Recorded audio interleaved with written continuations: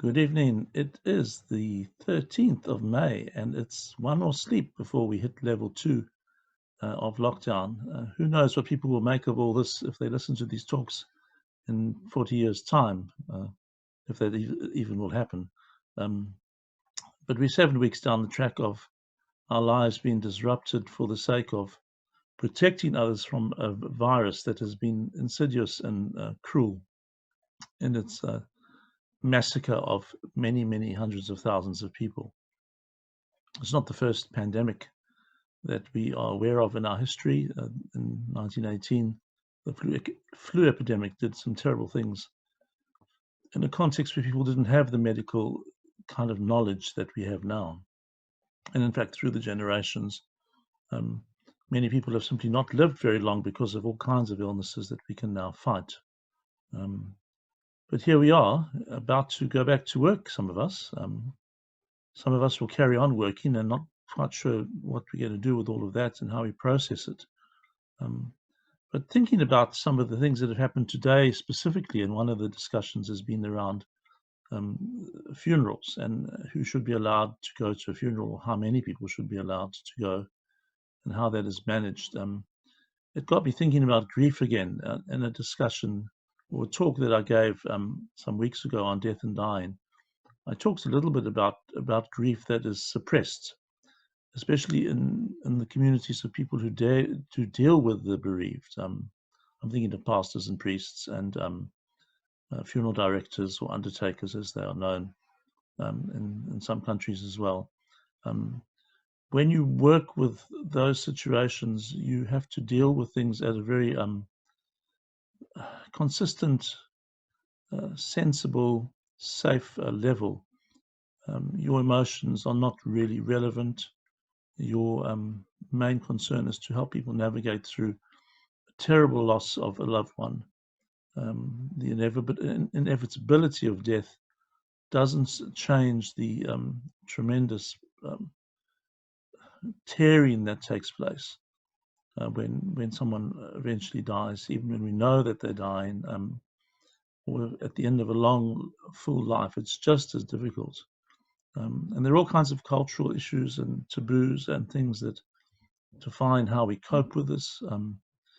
We do this in different ways in different contexts. Um, uh, we live in a bicultural country here, and we have a treaty that determines a lot of what we do at every level, and that also informs how we should look at death and particularly funeral rituals.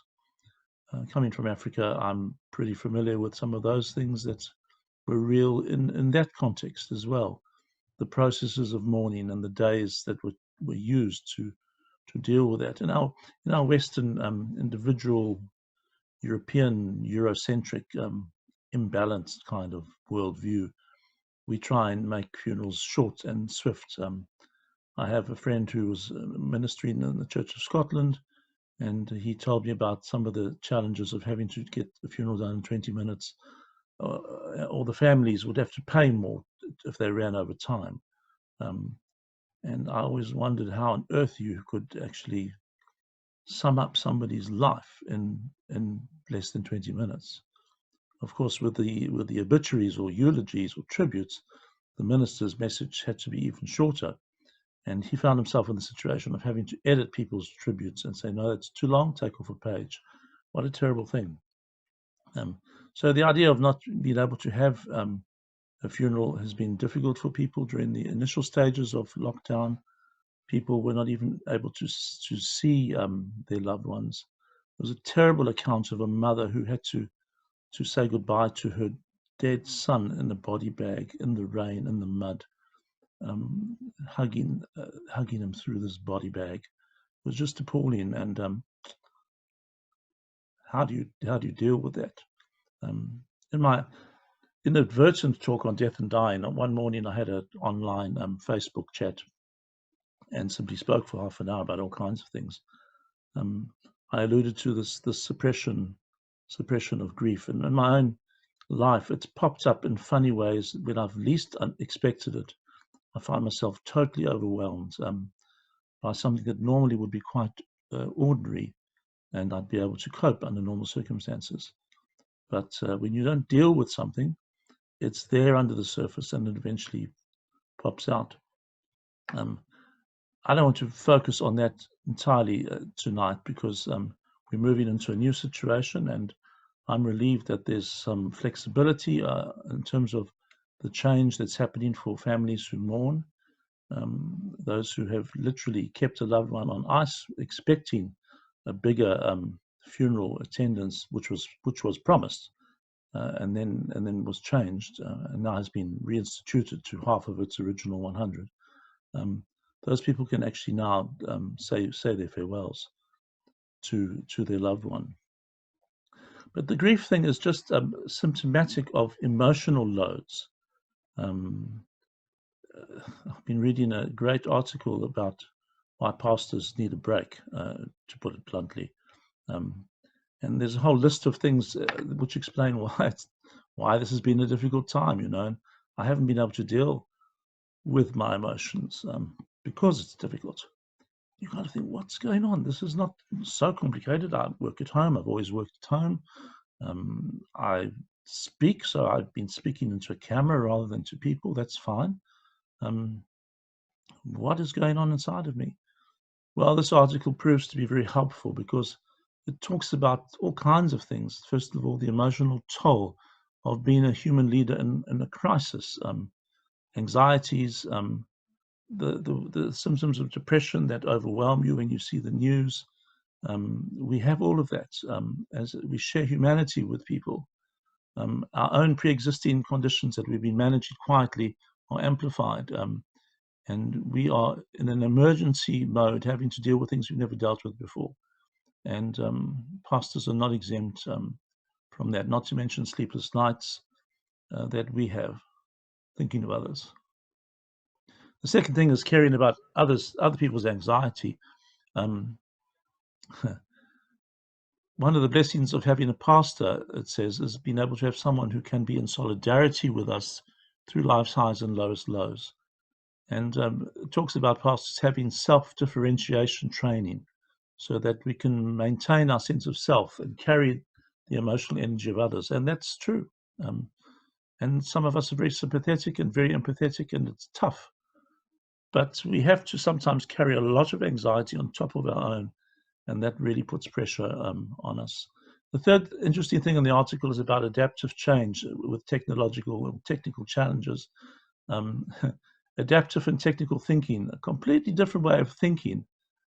We've had to really rethink all kinds of things, not just coping with the technical challenges of doing what we do now, but just having to go through uncharted waters and figuring out what it means to others and what matters to others, and dealing with the fact that some people just don't get it.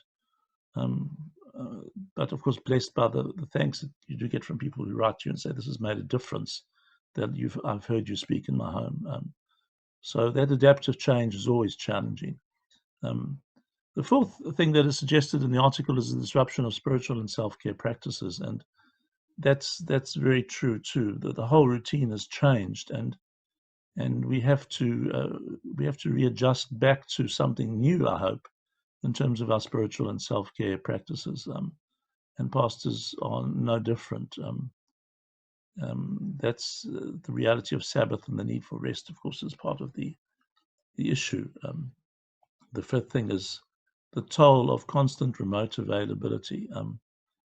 When we have regular working hours, it says in inverted commas, we have clearer boundaries on when we focus our energies on availability and when we can say we're not on call and give our brains a rest and tune out. But there's no scheduling here, and we just have been working every day, really. And people expect responses in this text generation anyway. They get upset if you don't respond within 10 minutes, never mind 24 hours. So that's been a challenge too. Just constant availability means that we actually are getting exhausted in ourselves, but we don't stop working or thinking about what's going on. Now, it doesn't mean to say you shouldn't contact your pastor if there's a need. Please do. That's not the point. The point is that it's a change in our availability kind of setup. The 6 points in the article is about a cancelled post-Easter vacation. I've never had great post-Easter vacations, but I know how exhausting Easter is because it's an intense period of services and ministry.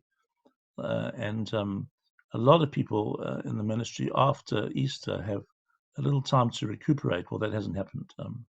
It's all been mushed into one long process. And then, well, that's probably enough. It's not just vacations, but a lot of other things have been cancelled that we've missed out on, and things that would feed us and refresh us. We haven't had the same support from co-laborers. It's not the same talking to your colleagues on Zoom. And one of the first things we're doing tomorrow is getting some of us together, less than 10, I hasten to add, because talking together and praying for each other really is important. And we need that kind of collaboration with co-workers. And then, of course, I've lost the numbering now, but this is one interesting thing that's made this really exhausting for us, is that when you're in the room with people and you preach and teach and what have you, you have a sense of what's going on. There's this immediate feedback. You can see whether the message is getting through, and communication is all about what's happening, not what you say. It's about the bridge of the message and the situation. And online, that's a really challenging thing to do as well. And of course, a final in the list on this article is that we were never trained to deal with pandemics. It was in 1918 that pastors last had to do that. Of course, through the centuries, there have been others and amazing stories of how people have coped. So that's just a thought on what I've been going through, and I'm looking forward to tomorrow. Where will I be? Well, I'll be down at the office, getting things in place so that we have the right things there for people who come and use our facilities. We have a whole lot of compliance issues ourselves to sort out, and I'll do that and make sure that other people are safe, because that's what I do. That's what we all do. And it recommends we need a break, and I will have a break. And I'm grateful that I've got others who can share the load and who will be taking on some of the preaching and teaching in the next little while. So when you think about emotional load, there's some thoughts, and I'm not alone. There are lots of people who've gone through similar things, but sometimes it's quite good to talk about it. And what you can't afford to do, like grief, you can't suppress it and pretend it's not there. You can't just say, well, we'll be fine, she'll be right, because it doesn't work like that. If we don't deal with these things, well, it festers and becomes a very ugly boil at the end of the day. It'll blow up on you. So every blessing for level 2 tomorrow, for those of you going back to work. I hope some of you have the option to work at home. I hope that you enjoy going to your favorite restaurant and having a coffee with someone. You remember the first 2 nights before lockdown, I spoke about somebody who had been in lockdown in Wuhan and was asked what was the thing they missed the most and the thing they regretted the most, and they said not having a haircut. And we, of course, went and had haircuts. So people are desperate for a haircut tomorrow, and the bookings of hairdressers are the thousands of people have booked in for that kind of attention to how we feel about ourselves. It's not just about what we look like, but how we feel. I hope that we can all attend to our inner self as well. Do the haircut, yes, have the whatever treatment we need, but keep looking on the inside and make sure that if the things we haven't processed, that we talk to people. Take the time, make an appointment, see somebody, your therapist, counselor, psychologist, GP, whoever you can talk to, pastor, a good friend, and talk about what's been going on inside of you in this very interesting 7-week period. And let's look at the future with hope and with a positive attitude and with the trust that that this thing will be kept under control and that people will still play the game and follow social distancing and good hygiene and everything that works to protect others from infection from COVID-19. So take care. God bless you. And tomorrow it will be day one of level 2, a new series of things to count towards a normal future, whatever that may entail in the long term. Take care and goodbye from Browns Bay, and we'll see you again. Bye-bye.